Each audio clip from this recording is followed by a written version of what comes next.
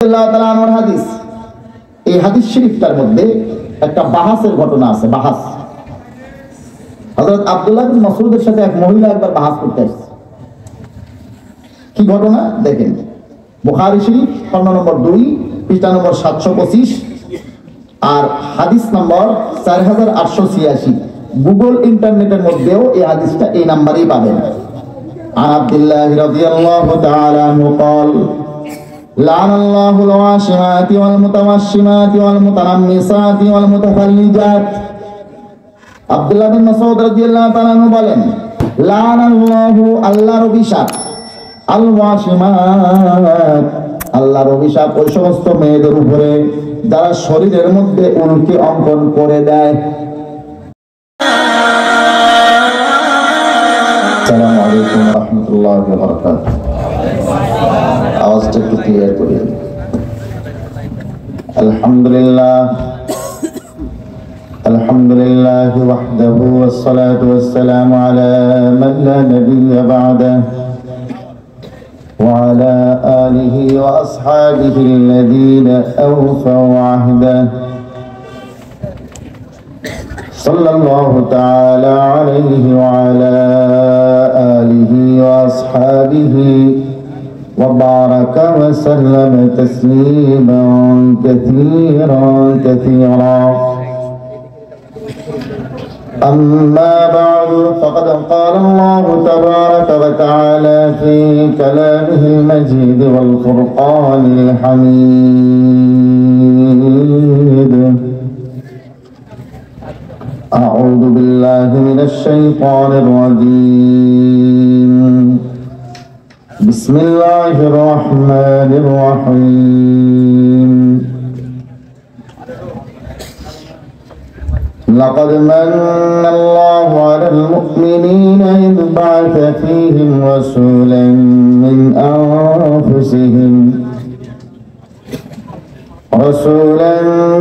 أنفسهم يتلو عليهم آياته ويزكيهم ويعلمهم الكتاب والحكمة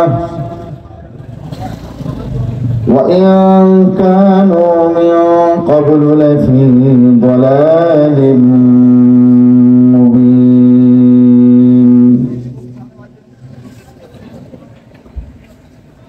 وقال رسول الله صلى الله عليه وسلم: من يرد الله به خيرا يفقهه في الدين. وقال رسول الله صلى الله عليه وسلم في حديث آخر: وإن بني إسرائيل تفرقت على 72 ملة وتفترق أمتي على 73 ملة كلهم في النار إلا ملة واحدة. قالوا من هي يا رسول الله؟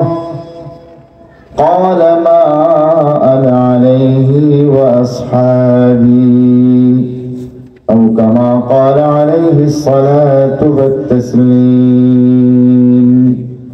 اللهم صل على محمد وعلى آل محمد كما صليت على إبراهيم وعلى آل إبراهيم إنك حميد مجيد.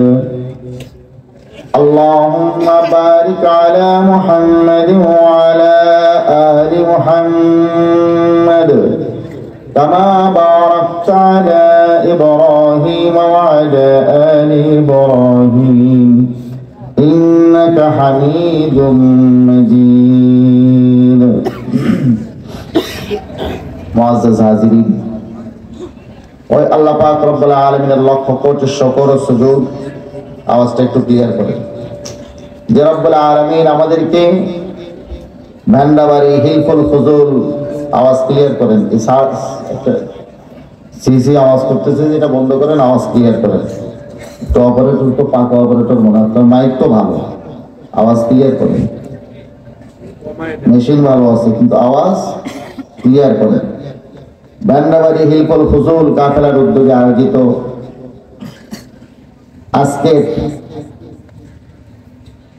এই ওয়াজ মাহফিলে আল্লাহ পাক রব্বুল আলামিন আমাদেরকে শরীক হওয়ার তৌফিক এনায়েত করেছেন। এজন্য আমরা সকলে আল্লাহ পাক রব্বুল আলামিনের শুকর আদায় করি, বলি আলহামদুলিল্লাহ। আপনাদের এলাকায় 7 বছর আগে আসছি, আমি ভুলে গেছিলাম আসলে ঠিক কতদিন আগে আসছি। 7 বছর মাঝখানে গেছে। এই ভাইয়ের কথা মনে আছে আমার, মাশাআল্লাহ। আল্লাহ পাক রব্বুল আলামিন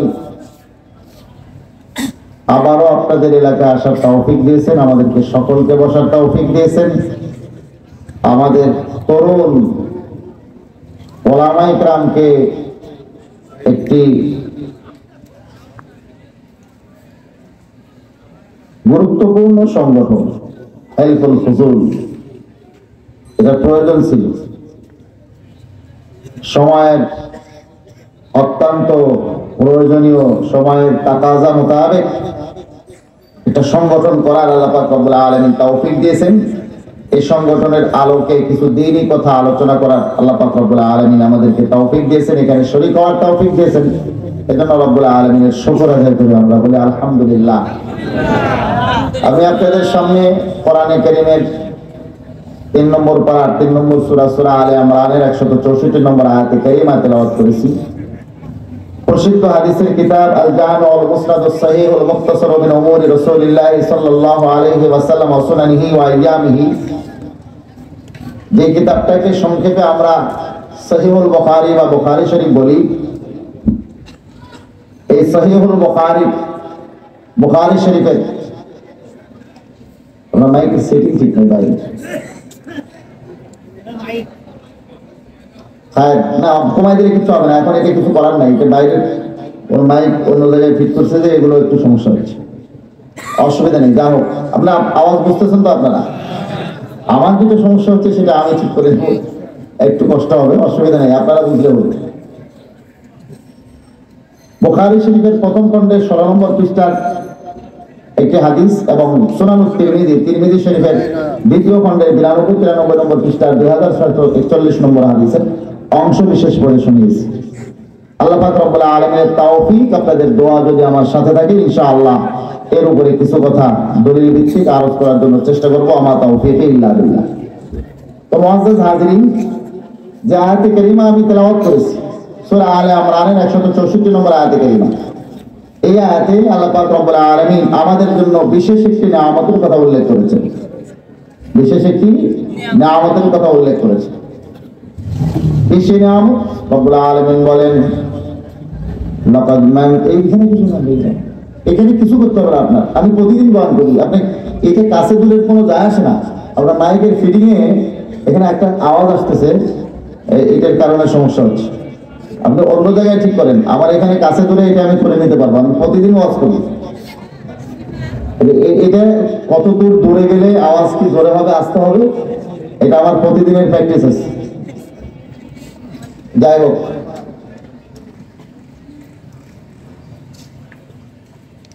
সূরা আলে ইমরানের 164 নম্বর আয়াতে কারীমা, এই আয়াতে আল্লাহ পাক রব্বুল আলামিন আমাদের জন্য বিশেষ একটি নিয়ামতের কথা উল্লেখ করেছেন।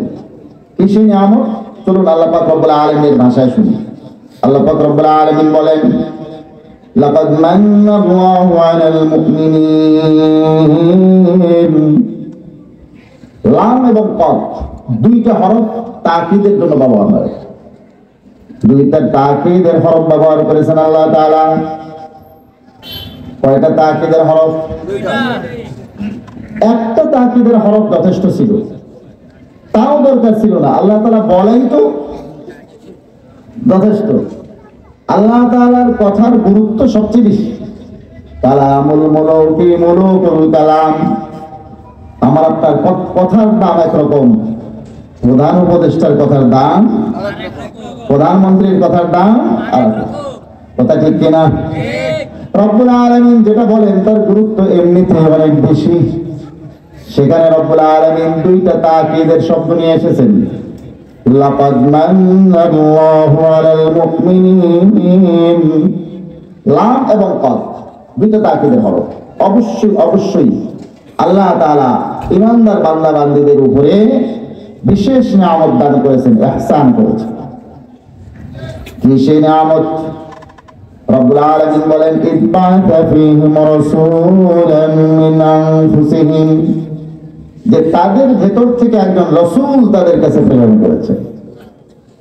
রাসূলান তানবিনে তাযীম, এই রাসূলান মুআজ্জামা, শ্রেষ্ঠ রাসূল, সবচেয়ে শ্রেষ্ঠ রাসূল আমরা পেয়েছি। এই রাসূল পেয়ে আমরা খুশি না ভাই? খুশি না? এই রাসূলের সাথে জান্নাতে যাওয়ার ইচ্ছা আমাদের সবার আছে না ভাই? তো সবাই তো অফারের জগৎ, তো এটা অফারের দুনিয়া। সবাই অফার দেয়, বিভিন্ন কোম্পানিওয়ালারা অফার দেয়, এই কোম্পানির এই অফার, এই কোম্পানির এই অফার, এই কোম্পানির এই অফার। তো मैं भी एक অফার लेकर आया, আমি একটা অফার নিয়ে এসেছি আপনাদের জন্য, বলবো? এই অফারটা হলো নবীর সাথে জান্নাতে থাকার অফার। নবীর সাথে জান্নাতে আমরা কারা কারা থাকতে চাই? একটু হাত উঠাই তো। নারায়ে তাকবীর, নারায়ে তাকবীর, হাত নামা। নবীর সাথে জান্নাতে থাকতে চাই আমরা? তাইলে অফারের কথা না শুনে যাবেন না। আমিও বয়ান শেষ না করে বলতেছি, অফার এটা লাস্টে পাবো ইনশাআল্লাহ। এর আগে তো ওয়াজ করছি 3 ঘন্টা মতো হবে না, এত লম্বা বয়ান আজকে করবো না, এটা ভয় পাইন না। আমারে বলছিল মুফতি সিরাজ সাহেব 11টার মধ্যে বয়ান শেষ করবে, এখন শুরুই তো হচ্ছে বোধহয় 11টার সময়। এইটা আমরা বুঝি, মাহফিলওয়ালারা বলে একরকম, কিন্তু এটা সম্ভব হয় না, ঠিকঠাক থাকে না কথাবার্তা। আমাদেরও কথা ঠিক থাকে না, ওনাদেরও কথা ঠিক থাকে না। আমাদের অনেক সময় রাস্তায় আসতে দেরি হয়ে যায়, আবার অনেক সময় আমাদের যারা শোনেন তাদের দেরি হয়, আয়োজকদের বিভিন্ন ব্যস্ততা থাকে, বহুত সমস্যা। আপনারা কি চলে যাবেন নাকি? তো ইনশাআল্লাহ অফারের কথাটা শুনেই আমরা যাব, আল্লাহ রাসূলের সাথে জান্নাতে থাকার আল্লাহ পাক রব্বুল আলামিন আমাদের সকলকে তৌফিক নসিব করে। তো আমরা এই আয়াতের দ্বারা যেটা বুঝলাম, রব্বুল আলামিন আমাদের জন্য সবচেয়ে খাস একটা নিয়ামত, বিশেষ একটা নিয়ামত দিয়েছেন, সেটা হলো সর্বশ্রেষ্ঠ নবী দান করেছেন। সুবহানাল্লাহ। প্রত্যেকটা নিয়ামতের একটা হক আছে। যেরকম সন্তান আমাদের জন্য নিয়ামত, এজন্য সন্তানের হক আছে না নাই? অনেক জায়গাতে আমি যাই, সন্তানের হকের ওয়াজ করি, আমাদেরকে বলা হয় পিতামাতার হকের ওয়াজ করার জন্য। বলে হুজুর পিতামাতার হকের ওয়াজ করবেন, বললাম কারণ কি? বলে পিতামাতার কথা আজকাল শোনে না সন্তানরা। আমি বললাম এটা তো আসলে ভুলটা আমাদের অনেক আগে। সন্তানের হক যদি আমরা ঠিক মতো আদায় করি, তাহলে এই সন্তান বড় হয়ে পিতামাতার অবাধ্য হবে না। রোজে আউয়াল খুদ ফজুলি করদাই ওয়া ফজুলি আজহুলি করদাই। আমরা তো প্রথম ভুল করেছি, আমাদের সন্তানদের হক ঠিক মতো আদায় করি নাই। কাজে সন্তান আমাদের নিয়ামত, সন্তানের কিছু হক আছে না নাই? পিতামাতাও আমাদের জন্য নিয়ামত, পিতামাতারও কিছু হক আছে। স্ত্রীও আমাদের জন্য নিয়ামত। নেককার স্ত্রীর কথা হাদিসে আসছে, নেককার স্ত্রী হলো পৃথিবীর শ্রেষ্ঠ সম্পদ। স্বামী যদি নেককার হয়, স্বামী যদি ভালো, স্বামীর এমনিতেই তো হক আছে, স্ত্রীরও হক আছে, স্বামীরও হক আছে। স্ত্রী স্বামীর জন্য নিয়ামত, স্বামী স্ত্রীর জন্য নিয়ামত, পিতামাতা সন্তানের জন্য নিয়ামত, সন্তান পিতামাতার জন্য নিয়ামত। প্রত্যেকটা নিয়ামতের হক আছে। তাহলে আমাদের নবীর হক নাই? আমাদের নবীরও হক আছে। নবীর কত হক, এগুলো যদি আপনি গুনতে শুরু করেন সংখ্যায় গুণে শেষ করতে পারবেন না। তবে নৌ আর প্রকারে যদি বিভক্ত করতে চান, তাহলে শ্রেণী বিন্যাস করেছেন 3টে প্রকারে ওলামায়ে কেরাম। প্রথম প্রকার হলো মহাব্বত, ভালোবাসা। নবীর 1 নম্বর হক হলো নবীর প্রতি ভালোবাসা, নবীর প্রেম, নবীর মহাব্বত। এই হকটার কথা কোথায় আছে? বুখারী শরীফ খণ্ড নম্বর 1 পৃষ্ঠা নম্বর 7 হাদিস নম্বর 15। চলুন আমরা দেখি। এটা হচ্ছে অরিজিনাল বুখারী শরীফ। এর আগেও আমি আসছি, তখন দেখছেন আপনারা। এটা অরিজিনাল বুখারী শরীফ 1 নম্বর খণ্ড। এরকম আরো একটা আছে। আর আমাদের আর কিছু ভাই হাদিসের স্লোগান দেন, আছেন না? খুব হাদিসের স্লোগান দেন, সহিহ হাদিসের স্লোগান দেন। হাদিসের কিতাব দেখাইতে বললে কোনো হাদিসের কিতাব দেখাইতে পারে না। যা দেখায় কতগুলো বাংলা বই, যা দেখায় কতগুলো বাংলা বই। কথা ঠিক না? এই বাংলা বই লিখছেন ইমাম বুখারী রাহমাতুল্লাহ আলাইহি। এগুলো হচ্ছে হাদিসের অরিজিনাল কিতাব। এর প্রথম খণ্ডে আপনি 7 নম্বর পৃষ্ঠায় যান, বুখারী শরীফ খণ্ড নম্বর 1 পৃষ্ঠা নম্বর 7 হাদিস নম্বর 15। হযরত আনাস রাদিয়াল্লাহু তাআলা থেকে বর্ণিত, তিনি বলেন قال رسول الله صلى الله عليه وسلم আল্লাহর হাবিব সাল্লাল্লাহু আলাইহি ওয়াসাল্লাম ইরশাদ করেন, লা ইউমিনু আহাদুকুম, ও আমার উম্মতিরা, ও আমার সাহাবীরা, তোমাদের মধ্যে কেউ ঈমানদার হতে পারবে না হাত্তা কুনা আহাব্বা ইলাইহি, যতক্ষণ আমি তার কাছে সবচেয়ে প্রিয় না হব, মিওয়ালিদিহি, তার পিতামাতা থেকে, ওয়া ওয়ালাদিহি, তার সন্তান থেকে, ওয়ান নাসি আজমাইন, পৃথিবীর সমস্ত মানুষদের থেকে। তাহলে আল্লাহর নবীকে ভালোবাসতে হবে পিতামাতার মতো না তার চেয়েও বেশি, সন্তানের মতো না তার চেয়েও বেশি, আমাদের যত ভালোবাসার মানুষ আছে তাদের মতো না তার চেয়েও বেশি।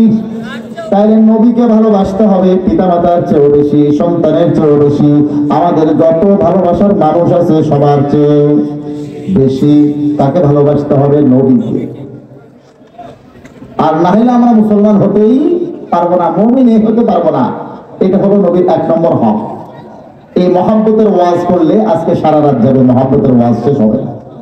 আমি মহব্বতের ওয়াজ আজকে লম্বা করবো না। চলুন দ্বিতীয় আরেকটা হক আছে নবী।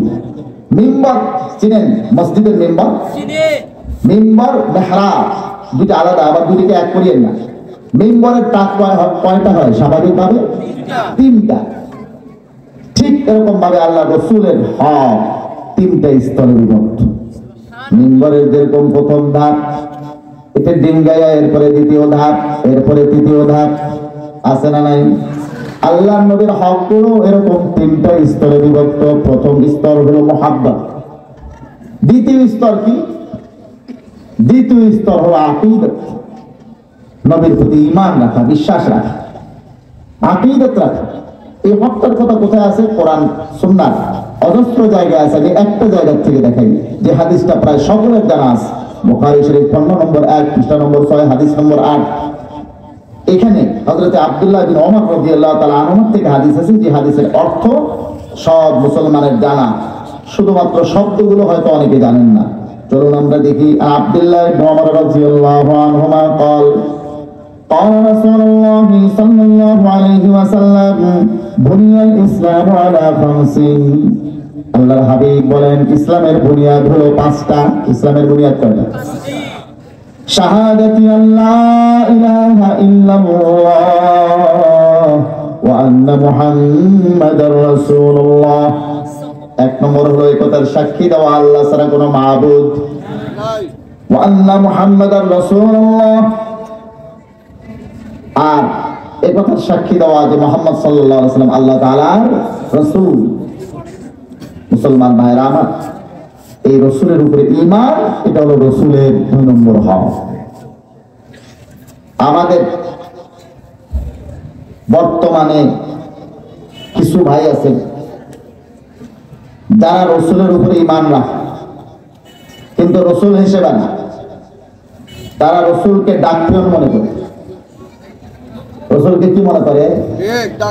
রাসূলের উপরে রাসূল হিসেবে ঈমান রাখতে হবে। রাসূলকে ডাকপিয়নের মতো মনে করলে কালিমা লা ইলাহা ইল্লাল্লাহ মুহাম্মাদুর রাসূলুল্লাহ পড়লেও তারা মুসলমান হবে না। এরা কারা? এরা একটা নতুন দল আবিষ্কার হয়েছে লামাযহাবী শায়েখদের বাড়াবাড়ির কারণে। লামাযহাবী শায়েখরা কথায় কথায় জাল জয়ীফ, জাল জয়ীফ, জাল জয়ীফ, জাল জয়ীফ বলে কি বলে না? এই একটা শব্দ শিখছে ওরা, জাল। হানাফি মাযহাবের কোন হাদিস দেখলেই জাল জয়ীফ, আর ওনাদের কোন হাদিস দেখলেই সহিহ বুখারী।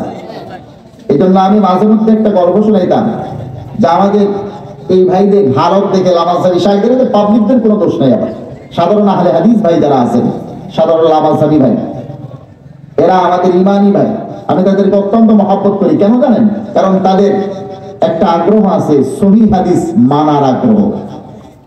সহিহ আকীদা মানার আগ্রহ, এই আগ্রহটা ভালো না খারাপ? ভালো।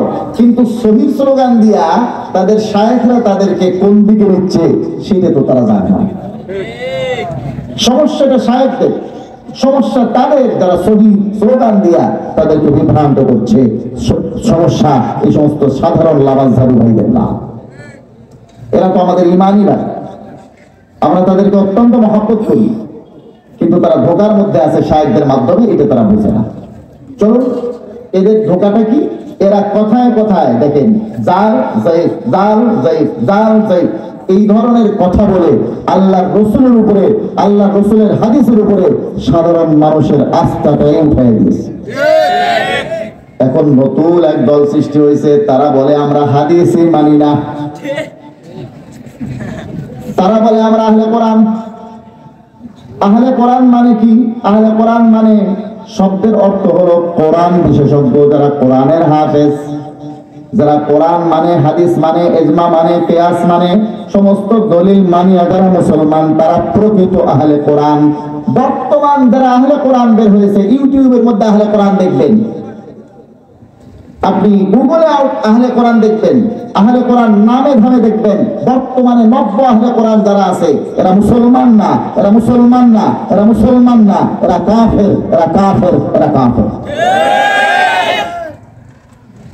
আহলে কোরআনদের বিরুদ্ধে লেখালেখি অনেকে আগে করছে, কিন্তু মাঠে ময়দানে আমার আগে এরকম পরিষ্কার করে কেউ বলে। কিন্তু আজকে কয়েক বছর ধরে আমি আহলে কোরআনের বিরুদ্ধে যে সচেতনতা মানুষের মধ্যে সৃষ্টি করেছি, এতে তাদের শত্রু হয়ে গেছে। আপনি ইউটিউবেও দেখেন, বিভিন্ন জায়গায় দেখেন আমাকে গালিগালাজ করে লোকজন। কারণ যত বাতিল ফেরকা আছে, বাতিল ফেরকার বিরুদ্ধে আমি কথা বলি। করোনা ভাইরাস আসছিল, দেখছেন? করোনা ভাইরাস যখন আসছে, আমরা কি করছি? ভাইরাস থেকে বাঁচার জন্য কত রকম বুদ্ধি, হাত ধুতে ধুতে ধুতে ধুতে অবস্থা খারাপ, বাইরে থেকে আসলে হাত ধুতাম, ঠিক না? মুখের মধ্যে মাস্ক পরতাম। একদিন বলতেছে, হুজুর এই মাস্ক লাগায় গোয়াল ঘরে গেলে গরুও হাসে, কয় এতদিন আমাদের মুখে লাগাইছে, এখন নিজেরা লাগাইছে। অবস্থা কি হয়েছে? একজন যদি হাসি দিত 6 হাত লাফায় দূরে সরত, ঠিক না? এই ভাইরাস থেকে মারাত্মক ভাইরাস হলো ইমান ধ্বংসের ভাইরাস। এই ইমান ধ্বংসের ভাইরাস হলো আহলে কোরআনের ভাইরাস। মানুষের মধ্যে বিভ্রান্তি আর ফাসাদ সৃষ্টির ভাইরাস হলো লামাজহাবিদের ভাইরাস। লামাজহাবি শায়েখদের এই বাড়াবাড়ির কারণে কথায় কথায় জাল জয়ী বলিয়া আজকে এমন একটা অবস্থার সৃষ্টি করেছে, তাদের থেকে একটা গ্রুপ এখন তৈরি হয়েছে। তারা বলে হাদিস যখন এত জাল জয়ী, আমরা হাদিসই মানব না, আমরা শুধু কোরআন মানব। কথা কত সুন্দর, কথা সত্য মাত্র খারাপ। তাদের কথা দেখেন, স্লোগানগুলো কত সুন্দর। আসুন আমরা কোরআন মেনে চলি, কোরআন তো মানাই উচিত। পাবলিক বুঝে হ্যাঁ কোরআন তো মানা উচিত, কিন্তু তাদের অন্তরের কথা হলো আমরা হাদিস মানি না। মুখের কথা আমরা কোরআন মানি, অন্তরের কথা হাদিস মানি না। কেন মানি না হাদিস জানেন? এর মূল কারণ হচ্ছে হাদিসের মধ্যে, ভালো করে বুঝবেন, হাদিসের মধ্যে আল্লাহ রাসূল সব জিনিসের দিক নির্দেশনা দিয়েছেন। এমনকি আপনি কিভাবে খাবেন সেটাও আল্লাহ রাসূল বলেছেন, আপনি কিভাবে কাপড় পরবেন সেটাও আল্লাহ রাসূল বলেছেন, আপনি কিভাবে ঘুমাবেন সেটাও আল্লাহ রাসূল বলেছেন, এমনকি পেশাব পায়খানা কিভাবে করবেন সেটাও বলেছেন। আছে না নাই? সব কিছু দিক নির্দেশনা আল্লাহর হাবিব সাল্লাল্লাহু আলাইহি ওয়াসাল্লাম হাদিসের মধ্যে দিয়েছেন। এই জন্য পশ্চিমা সভ্যতা সংস্কৃতি, ইহুদি খ্রিস্টানদের আদর্শকে ফলো করার জন্য মুসলমানের জন্য ততক্ষণ পর্যন্ত সম্ভব হবে না যতক্ষণ হাদিসকে না সরানো হবে। এই কারণে ইহুদি খ্রিস্টানদের আনুগত্যের উদ্দেশ্যে হাদিসকে মাঝখান থেকে সরানোর উপায় তারা। লামাজহাবিরা কি করে? এরা শুধু হাদিসের কথা বলে, কোরআনের নাম দিয়েছে বাদ, ইজমা দিয়েছে বাদ, কিয়াস দিয়েছে বাদ, পীর মুরিদি বাদ, মাযহাব বাদ, কালিমা অর্ধেক বাদ, আল্লাহ আল্লাহর জিকির বিদআত বলে দিয়েছে। এগুলো সব লামাজহাবি। ইস্তেমার মাঠে গেলে হারাম হবে বলছিল, বললেন সব বাদ, রাখছিল শুধুমাত্র হাদিস। এদের বাড়াবাড়ির কারণে নতুন করে সৃষ্টি হওয়া আহলে কোরআন নামক দলটা হাদিসটাও দিয়ে দিয়েছে বাদ। এখন আর কি থাকলো? হাতুর বাটাল 22 খান, তোরে নিল 3 খান, আর থাকে কয় খান? থাকে কিছু? তো ছোটবেলায় আমরা একটা কবিতা পড়ছিলাম, আপনারাও হয়তো পড়ে থাকবেন। বাবুরাম সাপুরে কোথা যাস বাবুরে, আরে বাবা দেখে যা দুটো সাপ রেখে যা, যে সাপের চোখ নেই শিং নেই নখ নেই, ছোটে না কো হাঁটে না কাউকে যে কাটে না, করে না কো ফুসফাস মারে না কো রুশদাস, নেই কোনো উৎপাত খায় শুধু দুধ ভাত, সেই সাপ জানতো গোটা দুই আনতো, তেরে মেরে ডান্ডা করে দেই ঠান্ডা। ছিল না কবিতা? এই কবি কেমন সাপ চায়? বলে এমন সাপ দাও যে সাপের চোখ নাই, যে সাপের শিং নাই, যে সাপের নখ নাই, যে সাপ হাঁটে না ছোটে না কাউকে কাটে না ফুসফাস করে না বুসডাস মারে না উৎপাত করে না শুধু দুধ ভাত খায়, বলে সেই সাপ জানতো গোটা দুই আনতো, তেরে মেরে ডান্ডা করে দিয়ে ঠান্ডা। এরকম সাপকে কি ডান্ডা দিলে ঠান্ডা করতে? এগুলো তো এমনি ঠান্ডা। এরা এরকম ইসলাম চায় যে ইসলামের মধ্যে নববী আদর্শ থাকবে না, তো মন চাহি জিন্দগি কাটাইতে পারবে। ইহুদি খ্রিস্টানদের মতো ট্রান্সজেন্ডারের মানসিকতা লালন করতে পারবে, আর সমকামিতার মানসিকতা লালন করতে পারবে, পশুত্বের স্বভাব মানুষের মধ্যে সৃষ্টি করতে পারবে। মুসলমান ভাইরা আমার, পশ্চিমা সভ্যতাকে অনুসরণের জন্য একমাত্র বাধা হলো ইহুদি খ্রিস্টানদের অপসংস্কৃতিগুলো অনুসরণ করার জন্য একমাত্র বাধা হলো নবী মুহাম্মদ রাসূলুল্লাহর হাদিস। এই কারণে এরা হাদিসকে দূরে সরাইতে চায়, বলে হাদিস তারা মানবে না। এদের নাম আহলে কোরআন। আমি দেখাচ্ছি আপনাদেরকে তাদের কোরআন শরীফটা, একটু দেখেন তাদের হালত। বিভিন্ন নামের আছে। আমি বড় দুঃখে আহলে কোরআন সম্পর্কে সচেতনতার ওয়াজ করতেছি। বড় বড় আলেম ওলামাদেরকে টার্গেট করতেছে, এদেরকে শুদ্ধ আহলে কোরআন বানাই দিচ্ছে। বড় বড় ফ্যামিলি আলেম ওলামাদের ফ্যামিলির সদস্যদেরকে আহলে কোরআন বানাই দিচ্ছে। ভাইরাস সম্পর্কে আপনি সচেতন না হলে আপনার পরিবারের কে ভাইরাসে আক্রান্ত হবে আপনি বুঝতেও পারবেন না। বর্তমানে কিছু বক্তা আছে, স্টেজে ওয়াজ করে, প্রধান বক্তা হিসেবে তাফসীর করে আহলে কোরআন। আমি ছোটখাটো যারা আছে চুনোপুটি তাদেরকে হাইলাইট করতে চাই না, তাদের নাম বলে, কিন্তু আছে এরকম। রাজশাহীতে অধ্যক্ষ মুজাম্মেল হক আছে, প্রধান বক্তা হিসেবে বিভিন্ন জায়গায় ওয়াজ করে আহলে কোরআন। মতিয়ার রহমান একটা আছে আহলে কোরআন। আমি দেখাচ্ছি আপনাদেরকে, এই দেখেন কোরআন রিসার্চ ফাউন্ডেশন থেকে আল কোরআন বের করেছে তারা, কোরআন রিসার্চ ফাউন্ডেশন থেকে। এখানে প্রথম পৃষ্ঠাতে আপনি খুললে দেখবেন এখানে ফেরাউনের ছবি দেখতেছেন, ফেরাউনের ছবি, ফেরাউনের ছবি দিয়ে কোরআন শরীফ ছাপে। ফেরাউনের ছবি দিয়ে যারা কোরআন শরীফ ছাপে এরা ফেরাউনের বংশধর। এরা কার বংশধর? ফেরাউন যেরকম মুসলমান না, এরাও মুসলমান না। নাম দিয়েছে কত সুন্দর, কোরআন রিসার্চ ফাউন্ডেশন। এর অধীনে কাজ করতেছে, কোরআন মানার স্লোগান দিয়ে মানুষকে বেঈমান বানাইতেছে। দুইটা হাদিস শোনাবো আমি, যেহেতু আমি আরো কিছু আলোচনা করব এই ব্যাপারে। দুইটা হাদিস শুনে আহলে কোরআনদের কথাটা বলি। তিরমিজি শরীফ 15 নম্বর 2 পৃষ্ঠা নম্বর 95, হাদিস নম্বর 2664। আল্লাহর হাবিব সাল্লাল্লাহু আলাইহি সাল্লাম এই দল সম্পর্কে ভবিষ্যৎবাণী করেছেন। যেই দলটা আমরা আজকে দেখতেছি, আল্লাহ রাসূল এই দল সম্পর্কে 1450 বছর আগে ভবিষ্যৎবাণী করে গেছেন। এই দেখেন আমার হাতে যে কিতাবটা আছে, এটার নাম সুনানুত তিরমিজি। এই তিরমিজি শরীফের আপনি দ্বিতীয় খণ্ডে যাবেন, 95 নম্বর পৃষ্ঠা খুলবেন, 2664 নম্বর হাদিস। আনিল মাকদাম ইবনে মাদি কারিম রাদিয়াল্লাহু তাআলা আনহু قال قال رسول الله صلى الله عليه وسلم الا هل عسى رجل يبلغه الحديث عني সতর্ক থাকো, ভবিষ্যতে এমন কিছু লোক আসবে যাদের কাছে আমি নবী মুহাম্মদুর রাসূলুল্লাহর হাদিস পৌঁছবে। ওয়া হুয়া মুত্তাকিউন আলা আরিকাতিহি, যেই সময় যেই অবস্থায় সে তার সুসজ্জিত আসনে হেলান দিয়ে টেক লাগায়া বসে থাকবে। ফায়াকুল, সে বলবে, তাদের বক্তব্য হবে, বাইনানা ওয়া বাইনাকুম কিতাবুল্লাহ, আমাদের মাঝে আর আপনাদের মাঝে আল্লাহর কিতাব আছে কোরআন। ওয়া ওয়াজাদনা ফীহি হালালান ইস্তাহলালনাহু, কোরআনের মধ্যে যেগুলোকে হালাল পাই সেগুলোকে আমরা হালাল মনে করব। ওয়া মা ওয়াজাদনা ফীহি হারামান হারামনাহু, কোরআনের মধ্যে যে বস্তুগুলোকে হারাম পাই সেগুলোকে হারাম মনে করব, হাদিস মানব না। এটা হলো তাদের বক্তব্য। আল্লাহ রাসূল বলেন এরা বাতিল।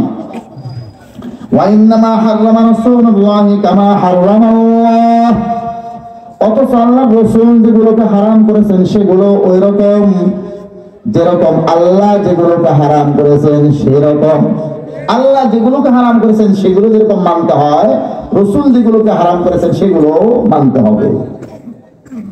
মুসলমান ভাইরা আমার, বুখারী শরীফ খণ্ড নম্বর 2 পৃষ্ঠা নম্বর 725, হাদিস নম্বর 4886, হযরত আব্দুল্লাহ বিন মাসউদ রাদিয়াল্লাহু তাআলা আনহুর হাদিস।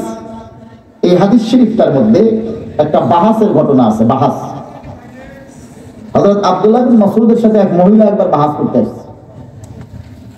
কি ঘটনা দেখেন, বুখারী শরীফ খণ্ড নম্বর 2 পৃষ্ঠা নম্বর 725 আর হাদিস নম্বর 4886। গুগল ইন্টারনেটের মধ্যেও এই হাদিসটা এই নাম্বারেই পাবেন। عن عبد الله رضي الله تعالى عنه قال لعن الله الواشمات والمتوشمات والمتنمصات والمتفلجات। আব্দুল্লাহ বিন মাসউদ রাদিয়াল্লাহু তাআলা আনহু বলেন, লান আল্লাহু, আল্লাহর অভিশাপ, আল ওয়াশিমাত, আল্লাহর অভিশাপ ওই সমস্ত মেয়েদের উপরে যারা শরীরের মধ্যে উল্কি অঙ্কন করে দেয়। আরেকজনের শরীরে যারা উল্কি অঙ্কন করে দেয়, মানে ট্যাটু ট্যাটু খোদাই করে নাম লেখে ডিজাইন করে, ট্যাটু বলে না, ট্যাটু উল্কি আরেকজনের শরীরে অঙ্কন করে দেয়। এই যে আপনাদের বিউটি পার্লার, এখন তো জেন্টস পার্লারও বাইরে, এগুলো তো এই সমস্ত ভালো কাজ হয়।